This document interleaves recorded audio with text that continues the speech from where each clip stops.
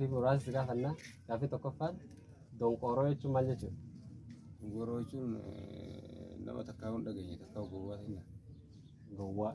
Donqoroo jechuun nama homaa hin beekne jechuudha. Nama homaa hin beekne. Takkaa kan dhageenye. Kan dhageenye gisee amanis. Gowwaa. Gowwaa. Dheeraa. Nama dheeraan donqoroo jedhama. Donqoroo ini Namni dheeraan donqoroodha. Nama Dheeraan jennamu. Nama donqoroo ta'ee jiru.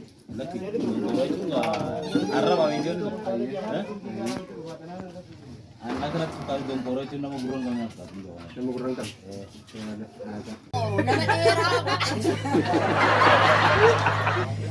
Nama dheeraa Dheeraan.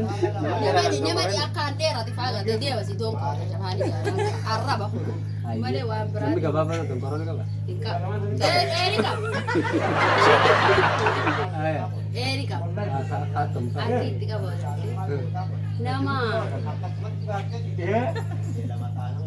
awwaala dhiisaare.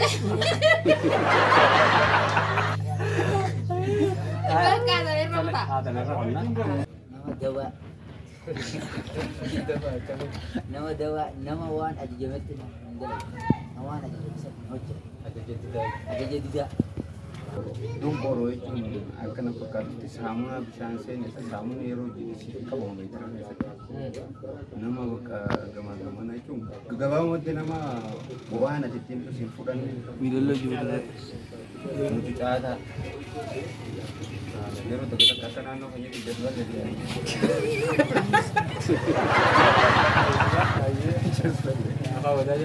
afaan wadaa jettiin jasbaa jedhama. Garaan haadhaa saara buqqeeti malee. Gowwaa fi aqilallee isuma dhala. Taa'uu nama beekaa fi hayyullee.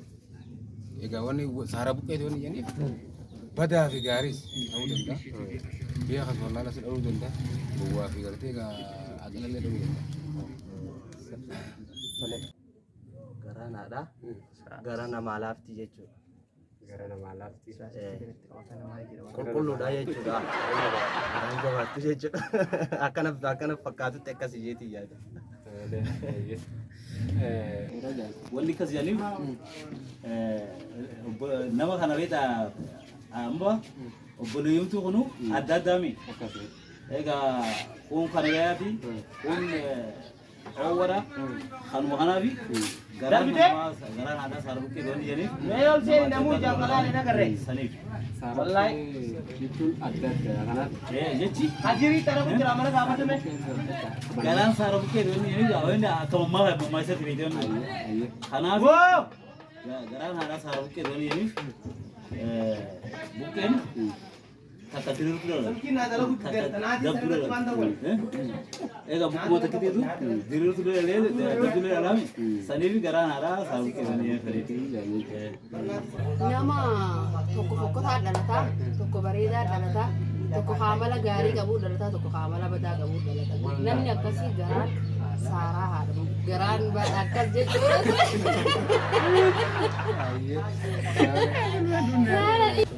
karaan haadhaa saara buqqeetti bakka waan hunda baadhataa jechuudha waan hunda gaariidha waan hunda baadhataa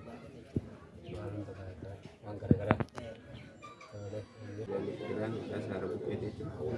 Garaan kun wantoota adda addaa of keessatti hammatan dura jedhama. Garaan addaa bu'uura dabeessas gootas ni baata jedhee ture. Dabeessa jechuun nama uummattuu hin taane nama jiraachuu malee hiikaa jiraachuu isaa hin beeku. Nama nyaatee osoo jiraatu. Bakka nyaatuudhaaf nama jiraatu jechuudha. Nyaatee. Fugub bakki jedhamtu eessatti argamti? Burraa isaas. Fugub bakki jedhamtu fugugiin tuni naannoo haroo adii sanii na fakkaata. Fugoo ana daroo labu. Hortuu gamoo gaas baate kana Fuguggi jere. Karaa dubbisha. Naannoo karaa dubbichaa kan adda dubbii. Karaan dubbisee malee. Karaa duwwaalee jechuun karaa dubbii namni irraa gahu. Fuugii jechuun harargee jechuudha. Harargee akka ammaa afaan keenyatti harargee kanaaf fuugii jechuun harargee baabilidhaa warratti fuuguu jedhama. Harargee baati garuu fuuguu jechuun harargeedha bakka gabaabatti. Maalirraa Gaara fuuguu jedhamu jira gaara. hagammaa gaaffii gaafannaa isa qofaatu. Fuguk. Rabbi nu fuguksini. Fuguk jechuun guutumatti hargeen lamaan fuguk jedhamti. Seenaan tokko tokko. Maalirraa moggaata? Kana yoo walitti deebine guddoo wayii qoranne. Isaa booda. Bulloo jechuun maal jechuudha? Bulloo. Bicaadha jechuudha. Kalaadha wanna kun. Bulloo jaanii yeroo sirbaa Bulloon tun waan wama bifa jaalatan garuu waan fedhe ta'u. Bulloo jechuun akkana fakkaatutti waan bareedaa tokko na hojjetu na fakkaata. Waan bifa tolu. fakkeenyaaf firaajina hunda tolaa bulloo jennaan.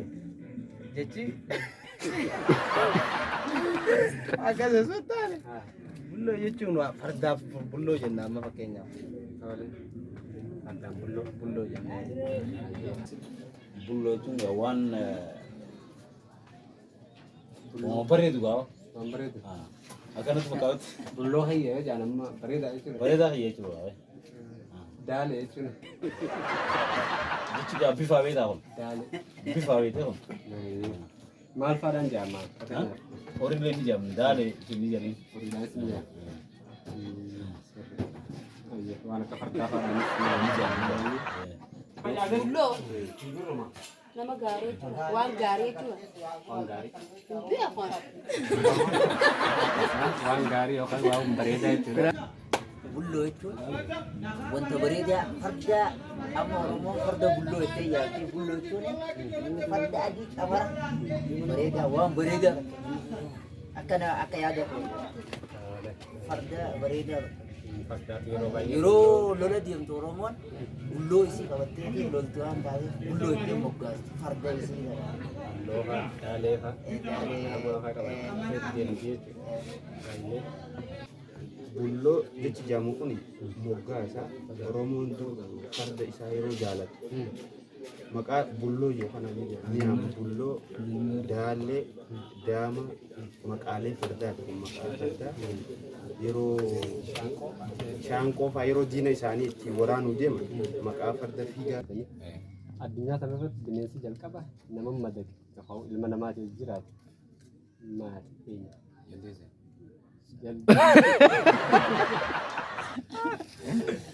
Jaldeessa. Ayyee haa ta'u.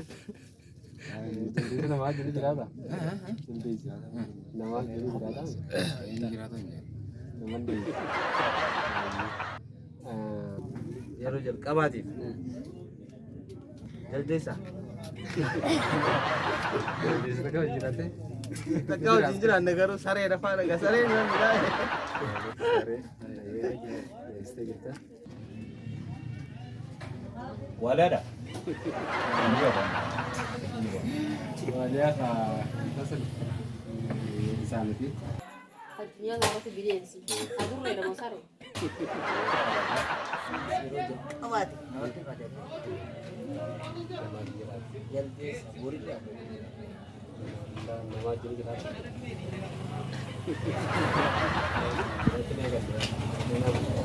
bashee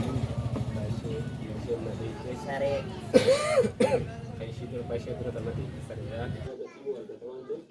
Dhugaa fi wadaa jettee dhalatu.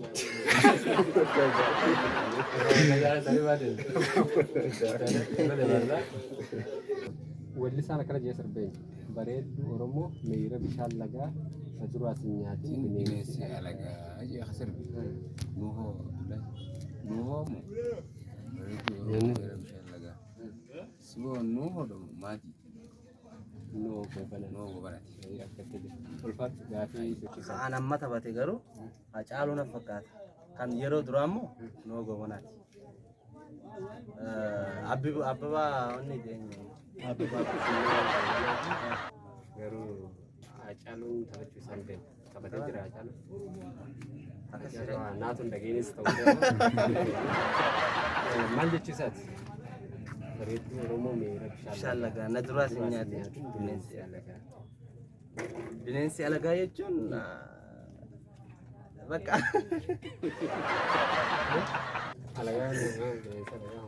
bineensi alagaa waraabessa osoo hin taane nama wayanii jiraami. Hamba ta'ee jiraatu. Diina biraa alagaa biraa na fakkaata. Gaarii haala gaarii nu deebiste yeroo nu hannatee gaafii kana deebisuu feete Isinillee galatoomaa isiniin jenna. Bareedduu Oromoo marga bishaan lagaa. Oromoo meera bishaan laga na dura sinyaati bineensi Amuyya fadhiidha. Na jala watu ni mana gado. homaa miti wallisaa noo goobanaati. Wallisaa laani isaatu kana jechuudha. Maal jechuu isaati? Bareedduu Oromoo meera bishaan lagaa na dura sinyaati bineensi alagaa. Bareedduu Oromoo mayra bishaan lagaa. Biyya teenya miidhagduu. Diinni na dura sin fudhatin jechuudha. Biyyaaf Biyyaaf sirrii. galatoonni gaafii baay'ee si gaafanne yeroo kana akka deemsu Wayii afaan keessa kan dhala deddeebi'aa malee ni bobboo bareedduu Oromoo natti biree maa afaan hayyattaa jiru. Caalaa rajaan beeku kan jiraa gaarii. Ibroo jedhamu. Ali Birraadhamu. Ali Birraadhamu. Dokter Isaanis isaa miti qol. yaadame Elemu Ali. isaaniti Jadi aku dapat kesenangan dia mau irra siita barra gaafii baay'ee si gaafanne haalaan akkatti yeroo affeeffamtee gaafii kana deebisuu sirbaan si bashannansiisuuti sirba kana irra geessan. Dura isaa kana duba afaan walitti addaduu qabu. Waliin nu deebi'a. Ganamaa